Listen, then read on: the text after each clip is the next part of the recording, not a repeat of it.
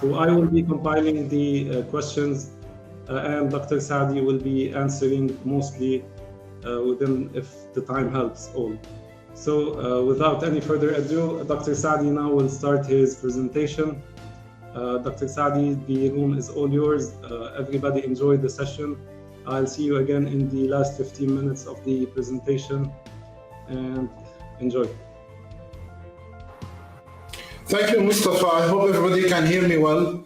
Everybody, I'm very happy and enthusiastic to be with you today. First of all, I'd like to again welcome everybody. We are overwhelmed. We had over 500 registrations from 40 countries. It seems so far we have 140 joining in. Hopefully everybody will be able to join. Now, let's start directly. My name is Dr. Saadi Adra. I'm the CEO and founder of Advisors.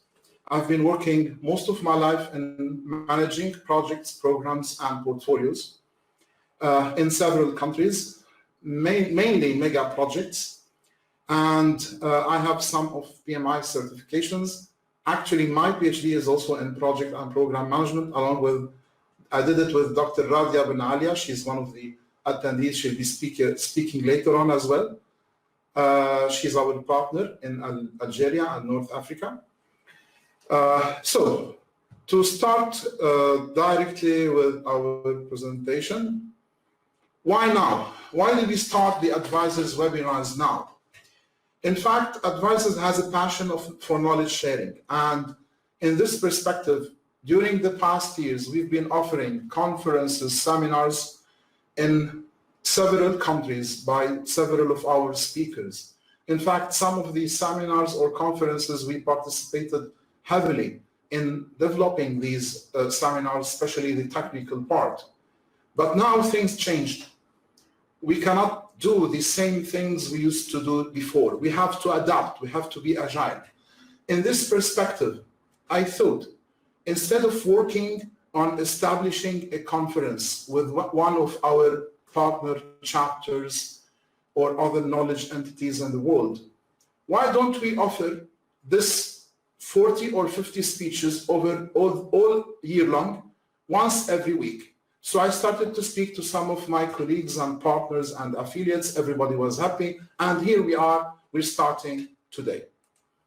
Now, luckily, because we are Advisors is a registered education provider for PMI, every single webinar that will be presented is already registered. So far, we registered, I think, 13, the first batch, and we will register all the other ones. So if you have submitted your PMI ID, you will automatically earn tomorrow the PDU. If not, please submit it by the end of this session.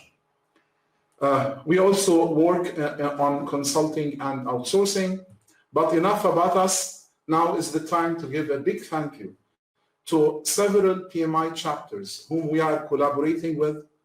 I specify PMI Saudi Arabia chapter, PMI Tunisia chapter, PMI Central Italy chapter, PMI Uganda chapter, PMI Zimbabwe chapter, and PMI Cote d'Ivoire chapter. Thank you, everybody.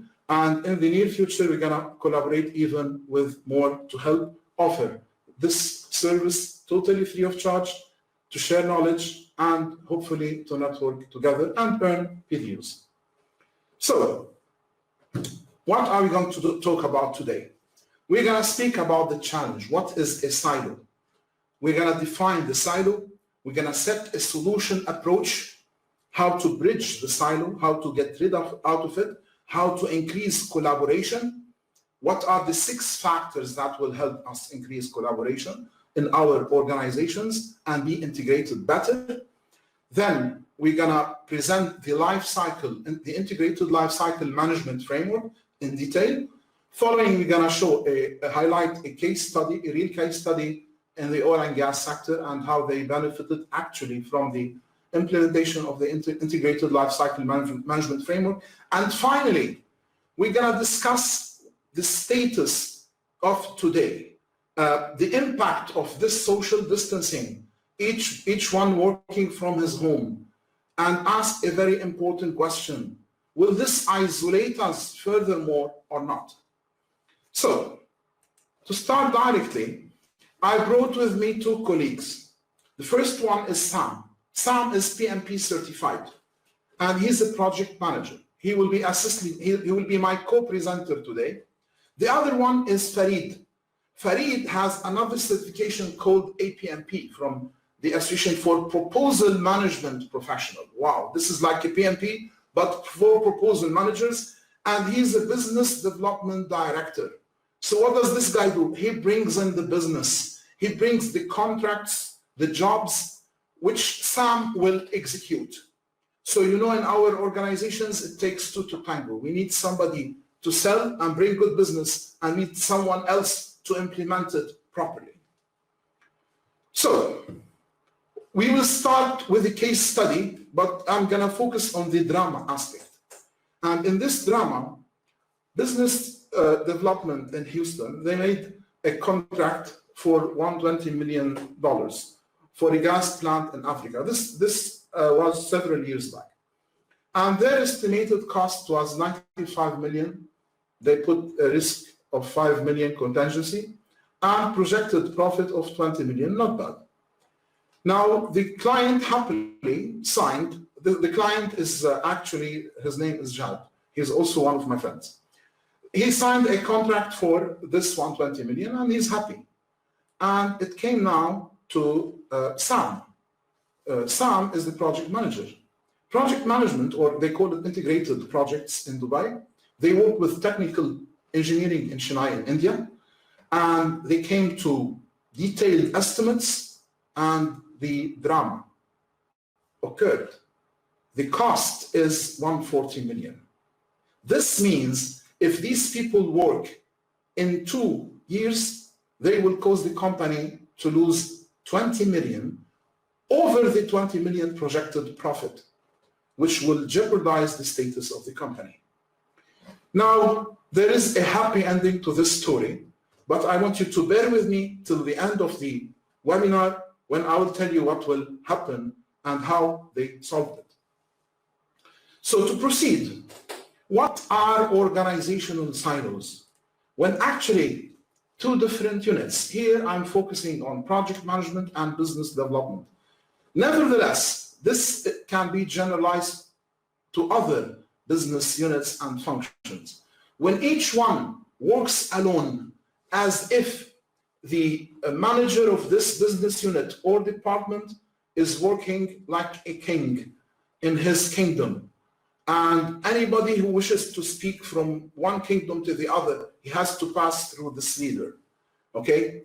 And this formulates a silo, and silos are not good for project management. They are not good for business results. They are not good even for realizing strategies, because after some time, it will feel like you don't have one company. You have 5 or 6 different companies. You cannot see them properly with one strategy. You have to do lots of politics here and there. Some of the companies that I spoke to during my work and research was BAE Systems. These are excellent in integration. And you are excellent integration. The result is shown in the deliverables and the sustainability and the revenue and profitability. 86% said yes, and 13% said no. Now for these 13%, because this is really a global phenomenon, I found out these 13% mostly belong to one of 2 types of companies. The first is the mature mega companies or organizations that work in like aeronautics, defense, aerospace, international consulting, firms, systems integration. These people are integrated properly. They don't have lots of silos. The other types of companies that do not have silos are the one-man show. So a person cannot be a silo with himself. Maybe there are other cases, but these are the ones that I've seen. So, to go back to the definition of silos, here we have 4 cases. We're gonna speak about project management, and we're gonna speak about business development. Now, in project management, you might succeed or fail. Also in business development, you might succeed or fail. So in the first quadrant, when both fail, Farid and Sam, they both fail. Whereas here, Farid is capable of bringing business, but Sam is not able to execute. So we have a partial success. Here, we have the project manager is capable. We have capability to deliver, but we are not capable to bring business. Maybe this is the case for many organizations nowadays after COVID-19. And the best case scenario is whereby we are capable to bring on good business and we are able to implement it properly. This is our target zone, by the way. So in the first zone, the company, when you cannot bring on business and you cannot execute properly, it will fold. What are you doing? Maybe this is the wrong thing for you to do in life. Whereas the other two are situational. For example, if you are good in bringing business, you can survive. You can always outsource. Whereas when you are capable of delivery but cannot bring good business, you can be able to survive. You can be capable to survive condition. You align, you partner, you become subcontractor to one of the companies who are capable of bringing on good business. Now, the best case is where we are capable to bring on good business and we can execute it properly. Now, we can succeed, but does this mean we can make profit? So in this perspective, we call this zone, the green zone, the happy client zone. Why do we call it the happy client zone? Because you promised the client to deliver and you actually delivered.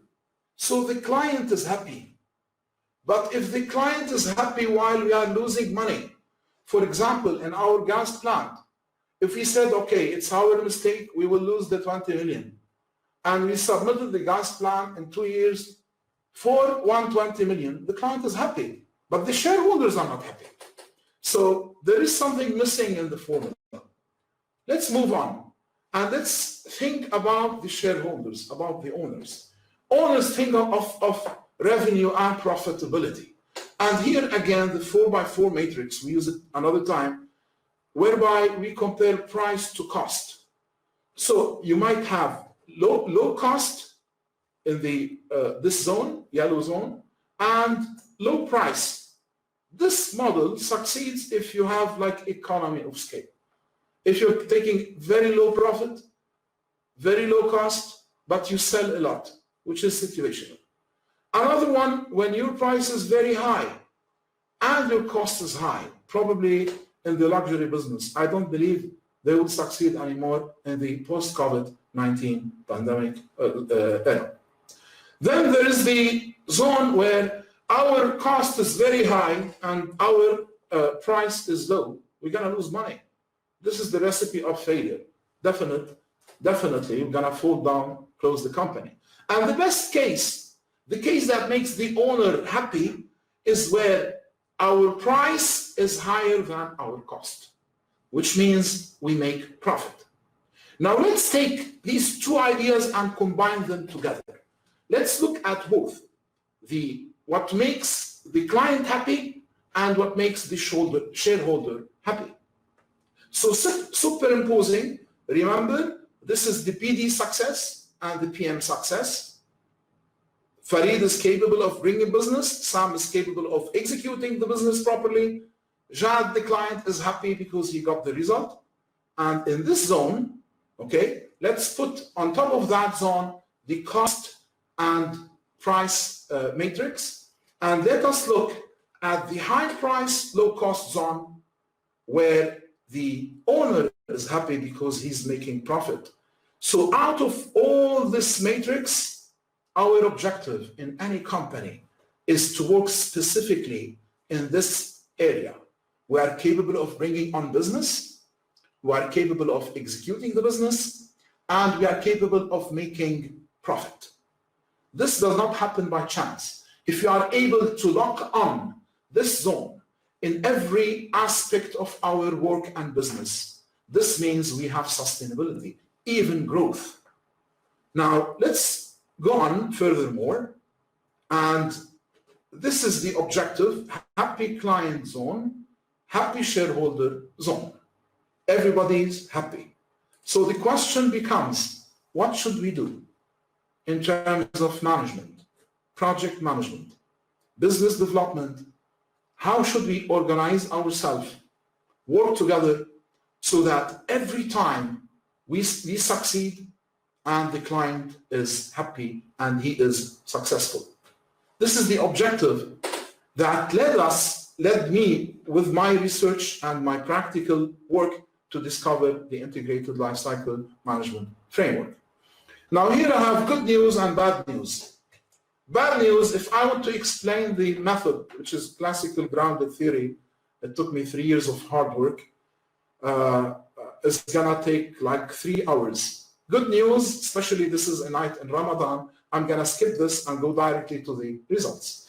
And in the results, I discovered 6 factors that increase organizational collaboration. Now, just one thing about the research method. Classical grounded theory, it's a method by which you don't make a hypothesis. You discover what is there from the data. So this is something very real that comes from the ground up. It's there, but you just uncover the dust and you see it. And then you discover a process or a framework or a theory. So I discovered 6 factors. 6 factors that increase the integration, the collaboration within organizations. And whenever we say we are increasing collaboration, this directly translates into what? Breaking silos. So silos will be broken. No more silos anymore. We operate as one team, even if you were a company with thousands of people. So the first factor is to have an integrated process, integrated life cycle between portfolio and between business development, between the execution team and between the marketing team, along with management. This means we will not have anymore an independent process. One of the problems in any PMO, they develop the PMO to fit the PMO and the project manager. But the projects are not managed by the project manager alone. They are managed by so many different stakeholders in the organization and outside the organization. So if I'm the PMO manager and I want to impose my process to somebody in another department, they say, hey, you're not my boss. I'm not gonna follow your process. I have my own. The problem that helps in making silos is that each business unit has its own definition, its own process, and its own governance. And this is where the problem originates. So in order to overcome this, instead of having process for every unit, we're gonna develop the process for the organization. And if the process belongs to the organization, PMO cannot be the owner. Business development cannot be owner. Engineering cannot be owner. Sales, marketing cannot be owner. Finance, top management has to be the owner. If this happens, then we have an integrated process, a process that can cross multiple business units. I'm going to show you how it will be done anyway. The other factor is governance. Now, governance and the management framework, it should allow this integrated process, this organizational process, and it requires a hard transformation to move on from the silo concept to the organizational concept. Then another factor is competency. But guess what? The nice thing, which astonished me, is that I discovered it is not the competency in what you have to do that matters in increasing collaboration. It is the competency of what the other party, the counterparty, should do. And here I remember a case in one of the agribusiness. Actually, this was a $multi-billion program for over 10 years in Africa in the sugar industry. Now, the PMO director, he found that people are not collaborating with him. So he collaborated with management and he said, I want to offer everybody a half-day workshop in project management, the essentials.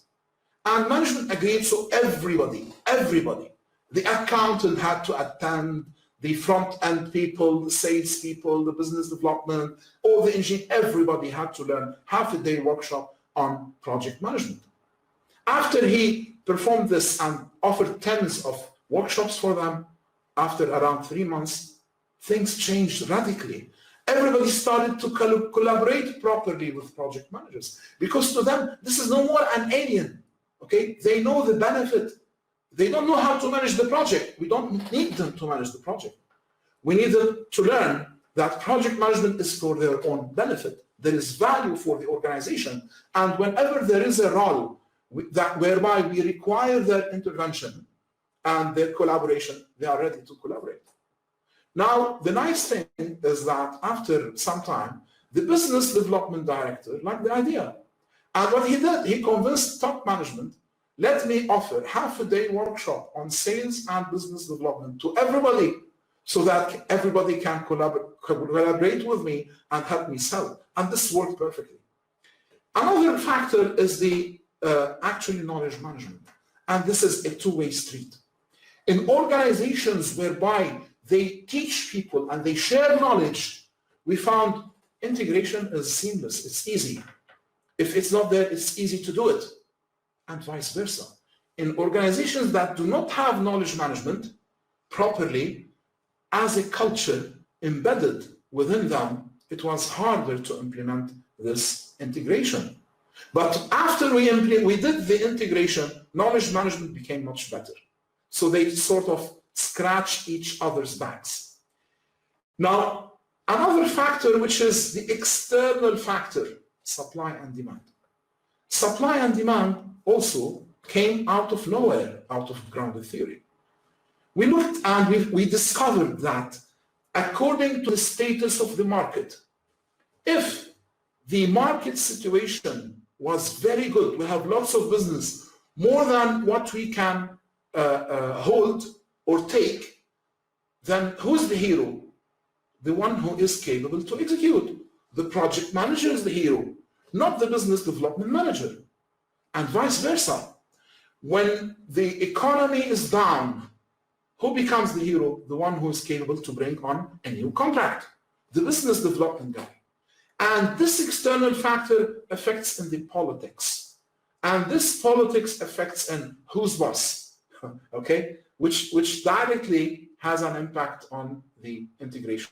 Of course, you all can guess that nowadays, due to the COVID-19, the hero is definitely not the project manager, the business development director. But what did they do afterwards? Okay, this is also a nice thing that we've seen work very well in integration.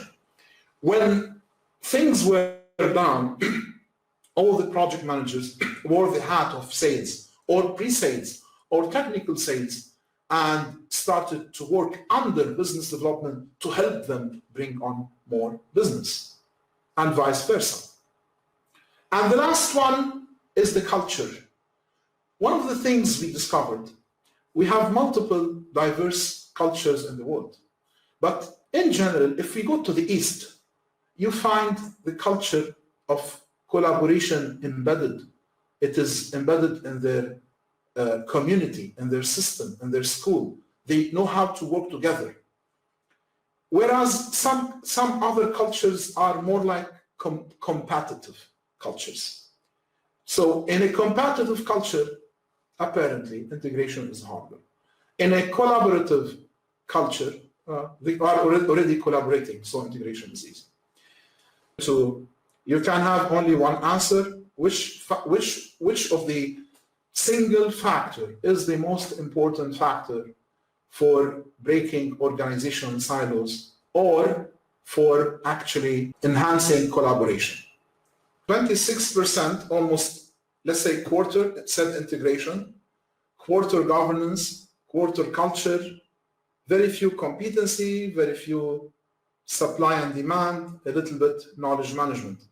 So you are saying 25% are saying integration, 25% governance, 25% culture. Well, my answer to you is the following, and it's not the answer I had in mind, it's the answer I discovered. Okay, I'm gonna go back to this, but let me give you the answer. Yes, it eats strategy for breakfast. It's all about the culture. It's all about the culture, period. They are all important factors, yes. Culture alone does not do anything, but culture with the other factors, now we can do a lot. But one of the hardest things in life is to change an organizational culture. And changing it requires a transformation, actually a painful transformation. And let me go back to this painful transformation at the end. So to discuss these findings, I called it, we're gonna do a comparison now, and after we present the integrated life cycle, we go back to these factors. So I called it Lala Land and the pandemic era. Lala Land because we've been living in something amazing before, and perhaps not all of us understood the grace we had until we lost it and we are at home. So the Lala Land, which is yesterday, 3 months ago, we found that integration is mostly ad hoc. Governance in international organizations, it's very good. It's very weak for family business. Culture, this is the dominator actually. Competency, it's weak in other disciplines. And this is an important thing.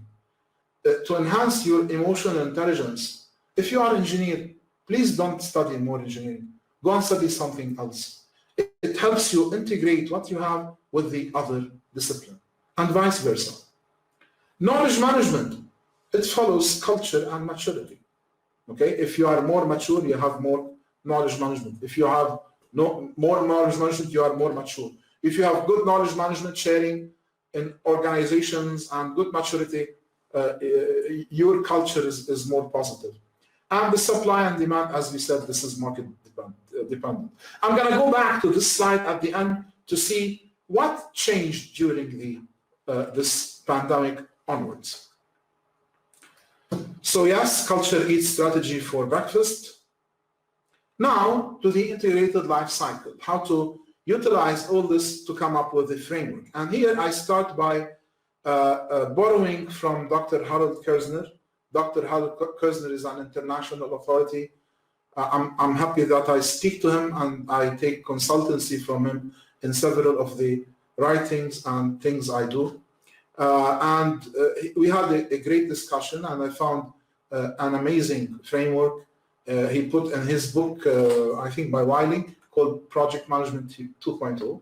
He called it the investment life cycle, whereby there is idea generation and project approval, which is Farid Wood, okay? Followed by project life cycle, project planning and delivery, mostly perhaps what the PIM book talks about.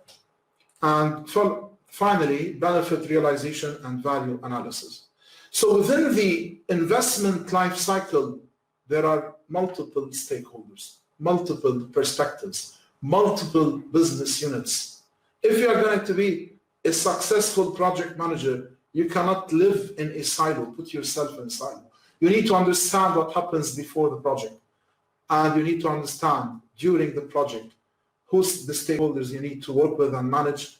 And you need to learn who will benefit from the outcome of this project afterwards. If you know all these, then you can manage a fine project.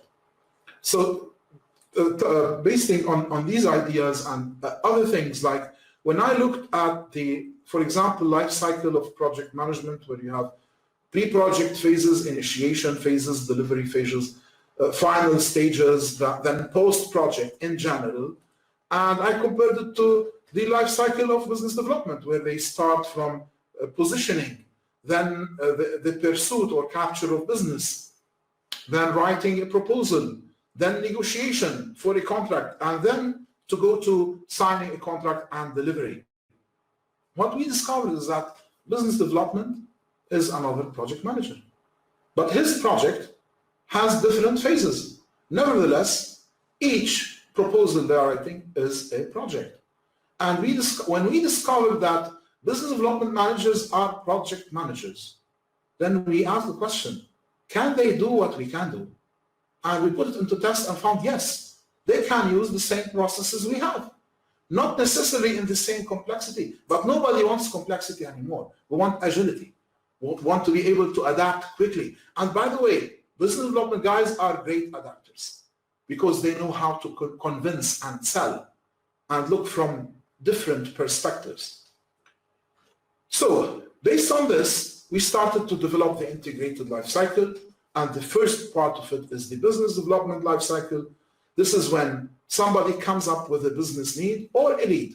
Now, this same life cycle works whether you are a contractor and you offer services to clients, or you are a government entity or an owner, you develop your own projects and you subcontract them to others. Some namings has to be, might need to be altered. So this is where we identify the business need, then look for strategic alignment. Not every idea that anybody comes up with should be the idea we execute in our organization. We should be focused on our competitive edges, on our future, on our strategic objectives and strategic KPIs, based on which we do the selection. And after we do the selection, we might do either an internal evaluation, internal assessment, feasibility, whatever you want to call it. This is whereby somebody upstairs will give you a go or no-go decision. This, we should go for it whether it is internal or even this is an external client. Should we go and pursue this business with this client? So somebody upstairs would say go or no go, and if it was a go, you continue, you develop a proposal, you present the proposal, and you negotiate it, and if you are happy, you get the deal. The contract is signed. Now, within the integrated life cycle, you're going to see something very important. The interrelationship between permanent and temporary organizations. Projects are permanent, but projects are temporary. Programs are temporary, but operations are permanent. Business development is permanent. Engineering is permanent. Top management is permanent. And the whole idea to build a properly integrated framework, life cycle, is to learn how to do the relationship between these two types of organizations. Then we talk about a program here, because programs include projects inside them, and they are geared for building new operations and for sustainability, and in many cases for transforming the organization. So here we have normally some phases within any setup phase. It takes from 6 months to 2 years on mega programs, from the initiation to the detailed feasibility to the setting up of the program management office, the government's performance management system, infrastructure setup, and of course, I'd not mention here funding, which is very, very superb, without which we cannot go on. Then after we have the initiation, we start to initiate projects and start the delivery. And after we deliver, we go into warranty periods. And I just skipped the project management part. You're going to find it in a bit within the life cycle, because this is the standard thing that everybody knows and does. So we have the delivery of each project, which ends by not the first delivery, but the ending of the warranty period or whatever service or commissioning. Then comes the benefit realization once these deliverables or outputs provide outcomes, and the outcomes are utilized and they provide benefits, the benefits are realized. Then we can close the program and transition these deliverables, outputs, outcomes that serve our operation. And then comes our client. He has enhanced operation. He furnishes the benefits, realization, sustains his business. So the integrated life cycle management framework is composed of a portfolio that manages both the permanent and the temporary. One issue that I found in many so-called portfolio managers or portfolio management offices is that they focus only on execution, and they do not talk a lot about the other aspects of business. Portfolio management should cover everything. It's a means of realizing the strategy for the organization.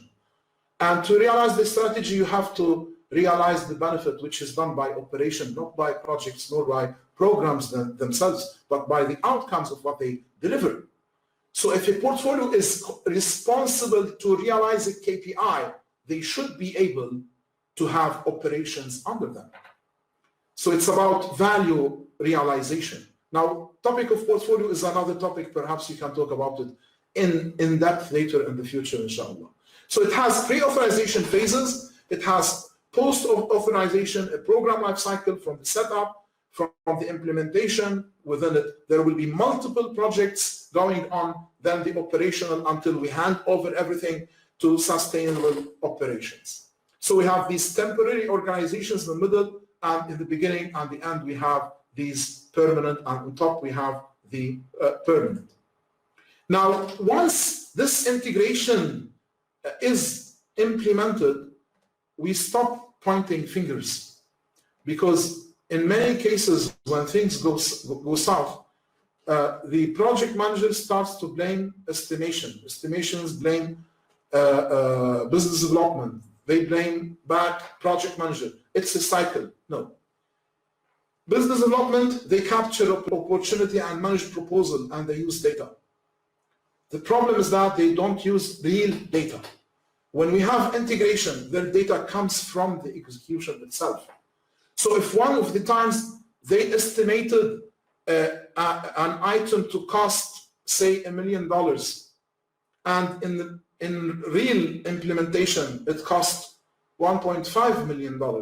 The next time they know it costs $1.5 million, and their estimation becomes correct. Do you think this is the case nowadays? Not even in the largest oil and gas companies. There are silos everywhere. Unless we have a process and a government process for this, they will not know, because they do not have the same database. They don't have the same mandate to share the same data. So once you have integration, you can have a lot of maturity, and your estimation become better. And if your estimation is better, the variances become lesser. And when the variances are lesser, you achieve your targets. When you achieve your targets, you are finally capable to deliver without exceeding cost. And if you don't exceed cost, you make profit. This is the recipe. So, of course, to have an integrated framework requires a coherent governance framework, not just the bodies that are steering bodies and their bylaws and how they will meet and make decisions. No. But if you want to have an organizational process that crosses multiple business units, then in this perspective, we have to integrate decision-making, ownership, and accountability.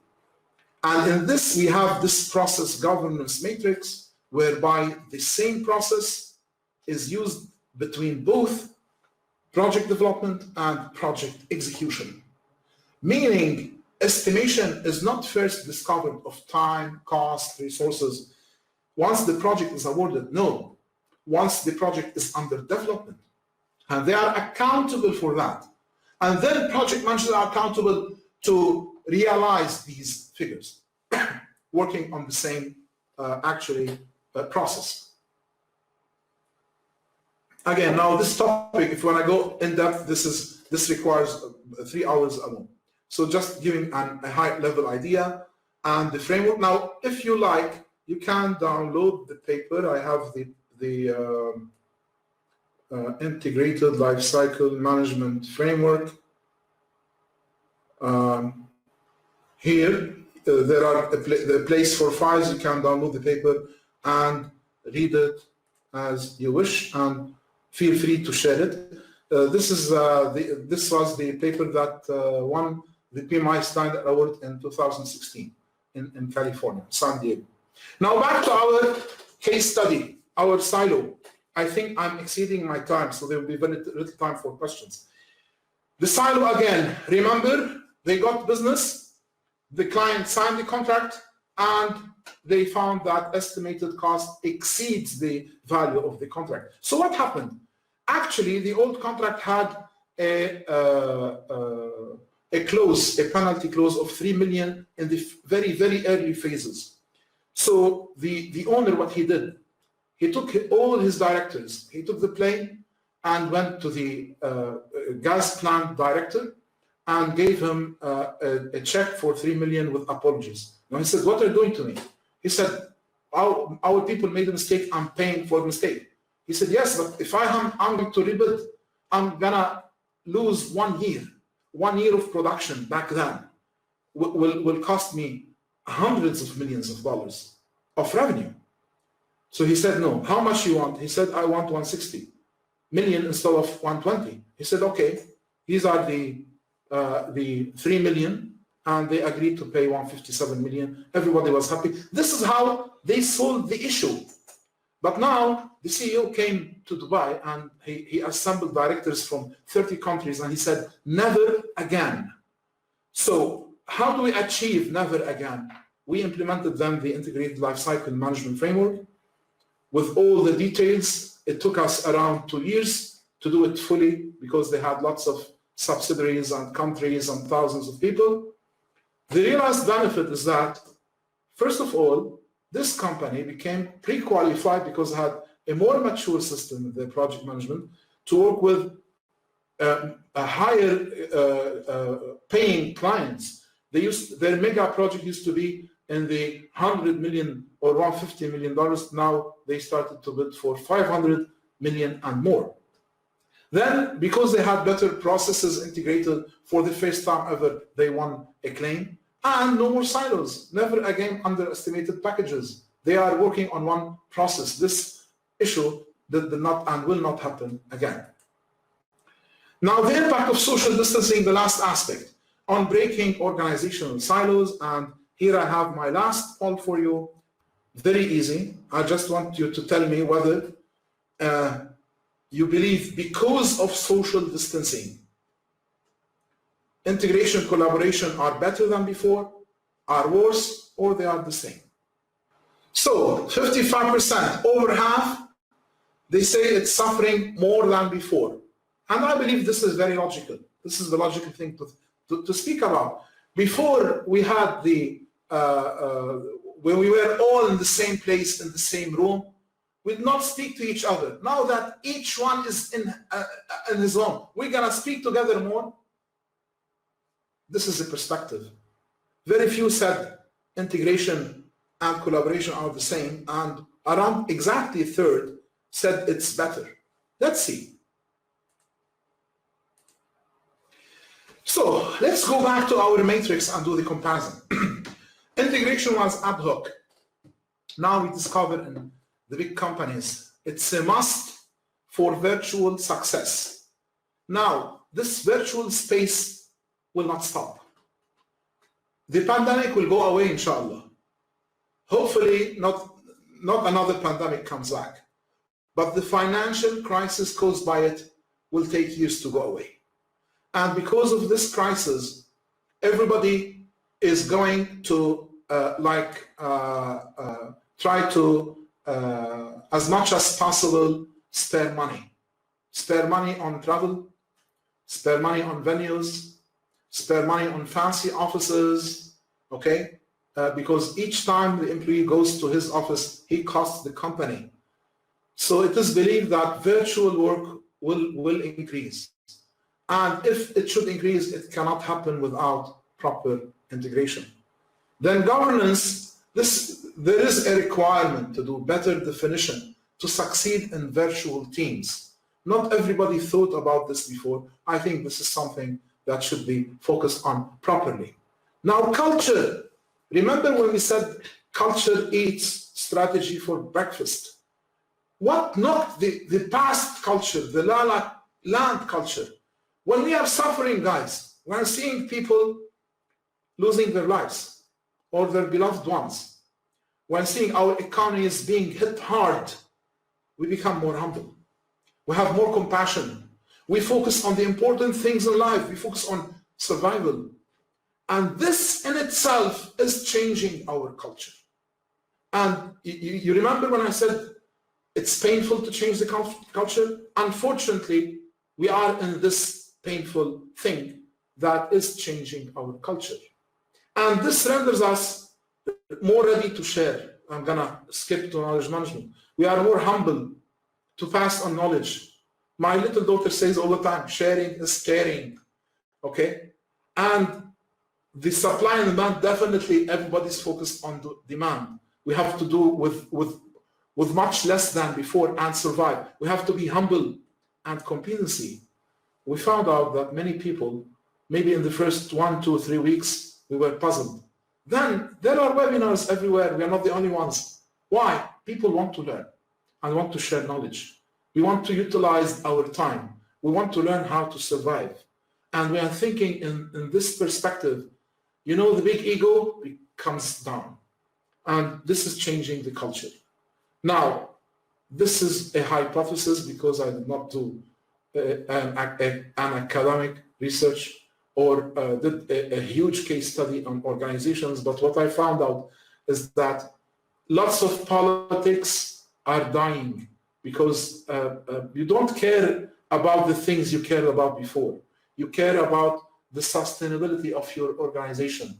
And if this requires that you collaborate with somebody that you thought was a competitor or a rival to you, you're gonna put this behind your back and open a new page. So my belief, as a result, is that social distancing might help us break silos even more than before. Why? Who of you is happy to be at home all the time? We want to go back to the office, but in the office there were people fighting on silly things. We want to go not to fight. Okay, now we understand the value that we had before in Lala Land.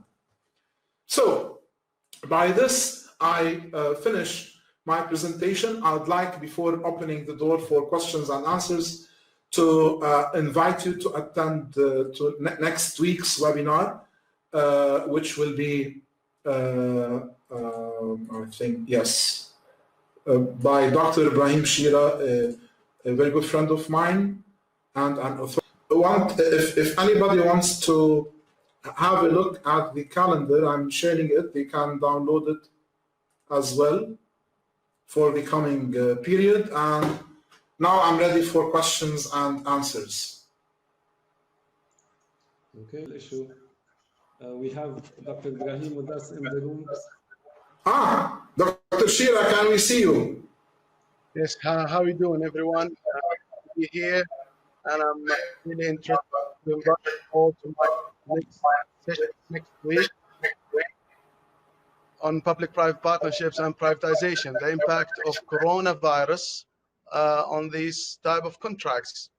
We all know that desperate times calls for desperate measures. So the virus economic impact on PPP will place a tremendous burden on project stakeholders, users, and private corporate sector. We will investigate and discuss this once we get into our sessions on May 6th, inshallah. Ramadan Mubarak to all of you. You know, we cannot get a ticket. I don't know if you can hear me all. Can you hear me? Yes, we can hear you very well. I just turned off our mics so that it does not give any echo. Okay, so we all know during this pandemic, we are limited to go to airport to buy tickets, to buy flight tickets to go domestics or international flights. That impacted the PPPs for airport and PPPs for airlines. We know that we have problems buying tickets to get into a train and getting from one place to another place. And this is another type of user pay PPPs that would be impacted. Not to mention the contractual agreement between the government, between the public sector and the private sector when they construct a deal to execute certain services for the public sector. We will discuss all that during the session on May 6th and bring some solutions how to come up with ideas to rescue the private sector from going bankrupt or going into default. And we will identify these cases, whether they were force majeures or whether emergency situations, and we will look into them deeply and have some use cases and case studies from around the globe to see how we could deal with such things like this. The day-to-day operations and management of PPP projects will be affected for sure. With special purpose vehicles, PPP project companies, employees being anticipated, some employees will be losing their jobs, especially when it comes to operation and maintenance projects. And we will discuss this different various projects, and we will come up with solutions and framework to how to address them, tackle them, and find the right solution for them. So stay tuned and come to the session on May 6th. You will be happy, I promise you. Stay safe. If you have any question for me. Dr. Ibrahim, Shira, my dear friend, of course we will be happy. And I promise to tell them our story that started in Portugal and ended in Morocco. Yeah, that's quite the story, actually. I was introduced to you, Saadi, a long time ago, and I was delighted and honored to be part of the advisors team to addressing specifically issues related to huge mega projects when it comes to public works, when it comes to infrastructure works, when it comes to operation and maintenance. And I was giving a lot of speech in different conferences about how to execute strategy in the right way and dealing with the unknowns. So I'm so honored to know you, Saadi, and the rest of the team. So honored to be with this huge family of PMI across the world. Thank you. Thank you, my friend. Inshallah, see you next week. Thank you. Thank you very much. So, Mustafa, do we have any questions pending? We will have room for one question, actually, because we are limited with time. The question is, what's the difference between vertical and horizontal silos in organization? Okay, very interesting. I believe what I was talking about was mainly the horizontal silos between different business units that requires the intervention of top management. Now, the vertical silo, maybe it could be interpreted as the silo between top management and the people downstairs in the organization. And in order to break this type of silo, you need different tools. You need leadership, a very specific aspect of leadership. And I recall in one of the books, From Good to Great, they talk about leadership as one of the factors that make a company great. And in this perspective, they speak about the CEOs who spend 1/3 of their time with the front runners, with the people downstairs, with the front end people. And when they spend 1/3 of their time, it's very hard for the middle managers to put candy on the data. Then they are bound to provide the data as it is. And if we have the right data as it is, CEOs can make good decisions. We make bad decisions based on bad data. And this was their way, which is highly successful, of breaking this vertical silo. But again, I go back to personal traits of emotional intelligence and humbleness.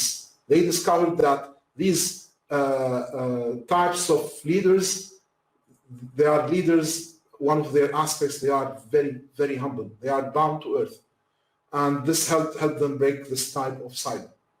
So this is the only question. I believe we exceeded the time. And see you next week with our friend, Dr. Ibrahim Shira.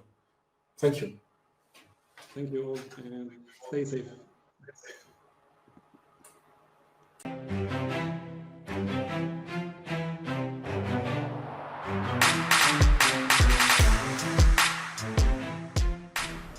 Hello, my name is Dr. Saadi Adra.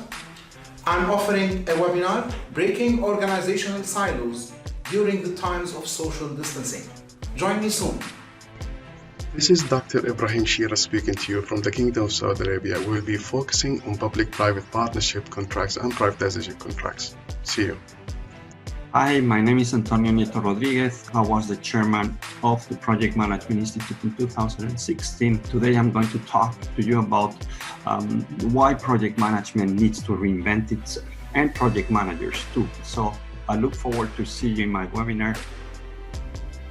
Hi, this is Al Zaytoun from Washington, D.C., USA. I look forward to interacting with you on the Advisors webinar titled Balancing People, Process and Governance for Operational Sustainability. See you then. So long. Hi there, I'm Radia Benaria from Algeria. I'll be talking to you about emotional intelligence, leadership and transformational change. I hope you're well. Stay safe.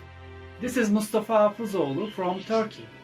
I'm offering you a webinar with advisors on digital project management. Hi, I'm Dr. Sean Reagan from California and Prague, and I will be presenting a webinar with advisors on opportunities in crisis and complex situations, so please join me.